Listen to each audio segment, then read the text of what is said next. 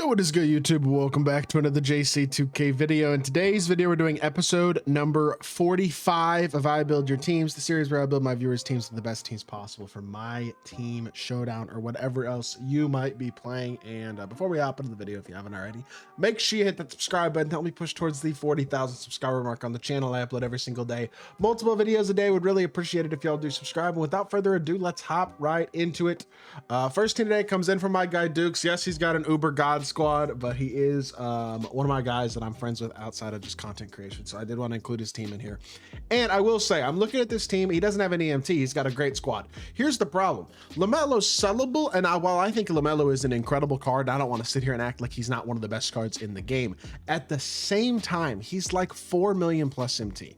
And I look at this team. You have unsellable Shea, you have unsellable MJ, so you have two great point guards. You have unsellable Dr. J, unsellable Paul George. You have two great shooting guards. You can play Larry Bird and Paulo as your small forwards and be fine at small forward. Your team is great. I don't really see why you'd keep LaMelo, because I probably wouldn't sell Yao, as expensive as he is. I think he's worth keeping at 7'6" with 99 speed. The value that he provides is a value that very few other cards in my team can even hope to match, in all honesty. And so for me, looking at this team, I realistically think your best bet is to sell LaMelo, run SGA and MJ as your point guards, and then probably again just slide PG to your backup shooting guard, Paulo to your backup small forward. You're set. Like, you're chilling. You're ready to go from that point. In my opinion, though, that's what I would do to just make a lot more MT, because then you have the flexibility to, and I mean, even if you wanted to add some size from there, like you could add a Dikembe off your bench, put Shaq at the 4, Dikembe at the 5, something like that, if you wanted to add some more size.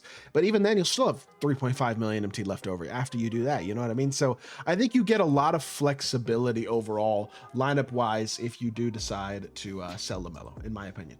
Second squad today comes in from Boku. He's got he said most of his team, he sold most of his team when the auction house was high, mostly plays 5 out, looking to make smart purchases and not spend all his MT, and I fully support that.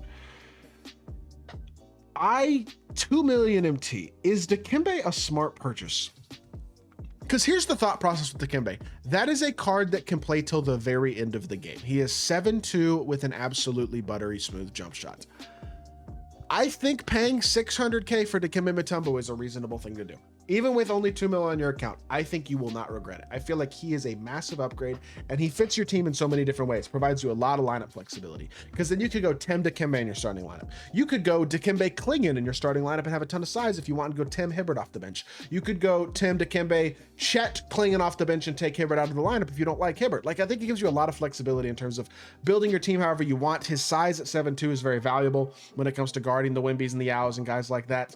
And I really do think that, I mean, your point guards are undersized, but not bad. I feel like Dikembe's the guy. He's the guy who can really help this team. Your shooting guards, budget, but not bad cards. I don't really hate that. Small forward position could maybe use a little bit of work, especially with how affordable guys like Luol Deng and Andre Kirilenko are now. Even Michael Beasley, but especially Luol and AK are pretty affordable, and you can find them very, very easily for very good prices. So I would say that I would probably add one of those guys, and then maybe if you run on KD or Jeff Green as your backup, you're fine there. But I would add Dikembe, and I guess one other guy you could consider adding as well would be a Galaxy Opal Andrew Bogut. Just if you want to have a point guard in your last 3 that has some size in the event that you do match up against one of those super obnoxious giant point guards, that could also be something worth considering. Third team today comes in from Nate. He's got 700,000 MT, and I mean, it is more of a budget squad for sure. I look at this team, I think number 1, Tyrese Thomas. Oh, for the last team as well, Tyrese Thomas. Get him from this festival. You will not regret it. Tyrese Thomas at small forward would be a nice upgrade. Would allow you to put Carroll on the bench. You can have Tyrese Thomas here, and then you can take Jeff Green and Hibbert out if you don't love them. 720K, realistically, I look at this team and I'm thinking, you need a power forward, you need a center probably. Your point guards are budget. You are level 16, so you're getting towards Paul George. Paul George will be a nice addition whenever you get him. Your point guards could use some work as well. You know who I would buy is Manu Ginobili and Mark Eaton. Those are the 2 cards I'd buy. Eaton is a lot more inexpensive than Dikembe. Dikembe's obviously very expensive. Eaton's not cheap, but you can get him for 350K, whereas Eaton's going to be, or Dikembe's going to be 600K. I think Eaton would be a nice addition to this team. Honestly, even like a Pink Diamond Wemby potentially. But if you like Jeff Green, Roy Hibbert, you can always rock with them. Power forward, there's a lot more affordable options, I feel like, in terms of solid cards. Anyone from a Galaxy Opal Dino Raja, if you want to go super cheap, to obviously some of the other Dark Matter power forwards like Bargyani, like Chet, Sar, D-Rob, Hakeem, Embiid, Brad Miller from this past week's drop is a good card. The free Willis Reed that you get at level 30 will be super usable. Like, I think those guys at power forward would be nice. I think you got some good flexibility, but I would add Tyrese Thomas for sure from this festival, and probably a point guard. Would like a Manu Ginobili, in my opinion, would be a nice buy as well. And I think you'll be sitting pretty from there.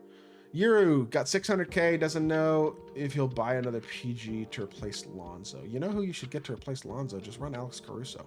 He's probably just better than Lonzo. You can have Caruso and Giddey as your point guards. You already have Gobert and OG Anunoby, so you're already grinded the pieces, the stuff you need. Just go get Lonzo. Not Lonzo, go get Caruso as well. And you can have Caruso and Giddey as your point guards. PG and Anunoby at shooting guard is fine.